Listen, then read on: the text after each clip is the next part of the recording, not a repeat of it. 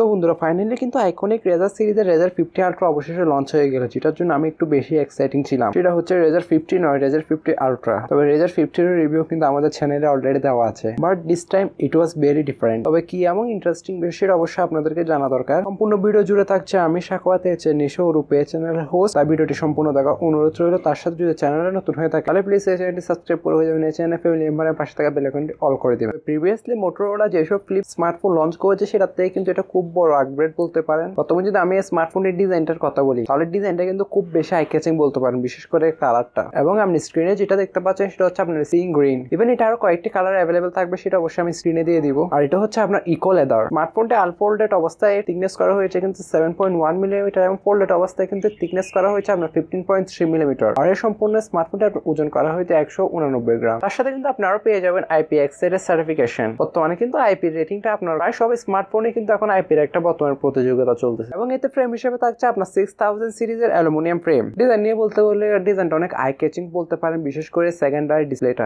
কিন্তু আপনি 4 ইঞ্চি মাপের আপনার এই প্রথম বলতে পারেন যে ফোল্ডেবল মোবাইলে এই প্রথমে কিন্তু LTPO অ্যামোলেড ডিসপ্লে ব্যবহার করা হয়েছে, যেটা আপনার প্রথমে যে আইফোনগুলো লঞ্চ হতো সেখানেও কিন্তু আপনার 3.5 ইঞ্চি মাপের একটা ডিসপ্লে দিত, সেটা থেকেও বড় বলতে পারেন। আপাতত সেকেন্ডারির কথা বাদ দিলে আমাকে মেইন ডিসপ্লে নিয়ে কথা বলা যাক। স্মার্টফোনের ফ্রন্ট আসলে কিন্তু আপনি বিশাল একটি মাপের 6.9 ইঞ্চি মাপের একটি LTPO অ্যামোলেড ডিসপ্লে পাবেন। এবং এতে সবথেকে আশ্চর্যজনক বিষয় হচ্ছে স্মার্টফোনে কিন্তু আপনি 165Hz কিন্তু ফাস্ট রিফ্রেশ রেট পেয়ে যাবেন। তার সাথে আরো পেয়ে যাবেন 3000 নিটসের পিক ব্রাইটনেস। ডলবি ভিশনের সাথে আসা স্মার্টফোনের ডিসপ্লে থেকে আপনি যে 10+0 সার্টিফিকেশন পেয়ে যাবেন। তবে চিন এবং বেজেলের কথা বললে এটা স্মার্টফোনটা আপনার স্ক্রিন টু বডি রেশিও করা হয়েছে আপনার 84.9%। তবে ওভারঅল এই ডিসপ্লেটা আপনি কন্টেন্ট ওয়াচ করার সময় কোনো রকম ঘাটতি দেখা দিবেন না। খুবই পাঞ্চি আর খুবই কালারফুল একটা ডিসপ্লে বলতে পারেন আপনারা। এবার আসা যাক সেকেন্ডারি ডিসপ্লেটির ব্যাপারে। স্মার্টফোনটি ব্যাকে আসলে কিন্তু আপনি 4 ইঞ্চি মাপের একটি LTPO অ্যামোলেড ডিসপ্লে পাবেন, যেটা ফ্লিপেবল স্মার্টফোনে প্রথমেই কিন্তু এর ব্যাকে LTPO ডিসপ্লে ব্যবহার করা হয়েছে। এবং এতেও থাকছে কিন্তু 165Hz এর মতো ফাস্ট রিফ্রেশ রেট। তার সাথে এখানে আপনি এইচডিআর 10+0 সার্টিফিকেশন পেয়ে যাবেন। এবং এটিকে প্রদর্শন করার জন্য আপনার থাকছে কর্নিং গোরিলা গ্লাস ভিক্টাস। তাই ওভারঅল আপনার সেকেন্ডারি ডিসপ্লে বলুন অথবা মেইন ডিসপ্লে বলুন, অল ওভার আপনি মেইন ডিসপ্লের কাজগুলো কিন্তু সব আপনি সেকেন্ডারি ডিসপ্লের মাধ্যমে হ্যান্ড ওভার করতে পারবেন ইজিলি। তাই সেই ক্ষেত্রে এটা একটা প্লাস পয়েন্ট বলতে পারেন। অ্যান্ড্রয়েড 14 এর সাথে আসা স্মার্টফোনটিতে কিন্তু তারা চিপসেট হিসেবে ব্যবহার করা হয়েছে আপনার কোয়ালকম স্ন্যাপড্রাগন 8s Gen 3, যেটা 4nm বেসড একটা অক্টাকোর প্রসেসর আর জিপিইউ হিসেবে এখানে থাকছে Adreno 735। এর ফলে এই স্মার্টফোনটিতে কিন্তু আপনি হাই এন্ড গেমগুলো আপনি 60 fps এর রেখে ইজিলি প্লে করতে পারবেন। এবার কথা বলা যাক স্মার্টফোনটির মেইন চমকে স্মার্টফোনের ক্যামেরার ব্যাপারেও।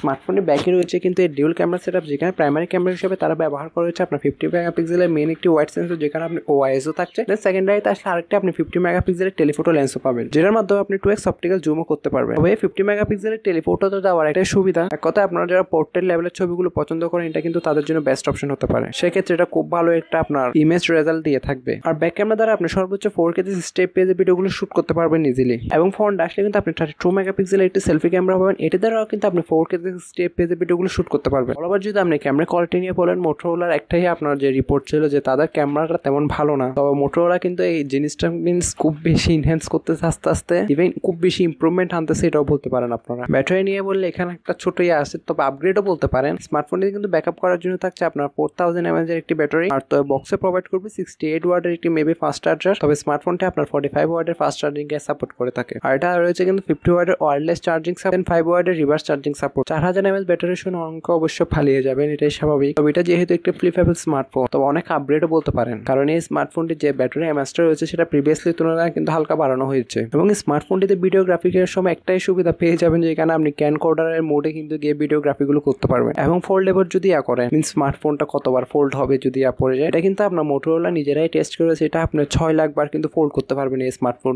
মিনস ফোল্ড বলুন আনফোল্ড বলুন। এবং সব থেকে বড় বিষয় এই যে এই স্মার্টফোনটা আপনি যে পজিশনে রাখবেন না কেন, স্মার্টফোনটা কিন্তু সে পজিশনেই থাকবে। তবে ফোন আসলে স্ক্রিনের ক্র্যাশটা হালকা লক্ষণীয়। র্যাম টাইপ হিসেবে এখানে থাকতে পারে আপনার LPDDR5X এবং স্টোরেজ টাইপ হিসেবে এখানে আপনার থাকতে পারে 4.0, যার ফলে খুব ভালো রিড এবং রাইটের স্পিডও আপনারা পেয়ে যাবেন এই স্মার্টফোনটি থেকে। প্রাইসিং এর ব্যাপারে বলার আগে যে কথাটা এখনো না বললেই না, আপনারা যারা এখন আমাদের চ্যানেলে নতুন রয়েছেন অথবা যারা এখন আমাদের চ্যানেলে অতিথি পাখি রয়েছেন, তারা অবশ্যই প্লিজ আমাদের চ্যানেলটি সাবস্ক্রাইব করে হয়ে যাবেন। এই চ্যানেল ফ্যামিলি মেম্বার এবং পাশে থাকা বেল আইকনটি অল করে দিবেন। আর ভিডিওটি ভালো লাগলে অবশ্যই একটি লাইক আশা করা যায়, আর সবার মাঝে অবশ্যই শেয়ার করতে ভুলবেন না। র্যাম ভেরিয়েন্ট নিয়ে আপাতত একটা ক্লোজিং এ রয়েছে। আমি এক এক জায়গায় এক এক রকম দেখতেছি। কিছু কিছু জায়গায় স্মার্টফোনটি বেস ভেরিয়েন্ট হচ্ছে আপনার 12GB RAM 512GB internal storage দেখছে, আবার কিছু কিছু জায়গায় আপনার 8GB র্যাম 256GB ইন্টারনাল স্টোরেজও দেখতেছি। তবে প্রাইসিং সম্পর্কে যদি আমি আপনাকে ক্লিয়ার করে দিই, এটা স্মার্টফোনটির প্রাইস কিন্তু বাংলাদেশে অফিসিয়াল ভাবে রাখা হতে পারে 1 লাখ থেকে 1,10,000 টাকার কাছাকাছি। তবে প্রাইস পয়েন্টের মধ্যে স্মার্টফোনটা আপনার কেমন লেগেছে তা অবশ্যই আমাকে কমেন্ট করে জানাতে ভুলবেন না। বন্ধুরা ভিডিওটি সবারই ভালো লাগে, আজকে ভিডিও পর্যন্ত দেখা হচ্ছে নতুন কোনো একটি ভিডিওতে। ততক্ষণ পর্যন্ত আপনারা ভালো থাকবেন, সুস্থ থাকবেন। টেক কেয়ার, আল্লাহ হাফিজ, আসসালামু আলাইকুম।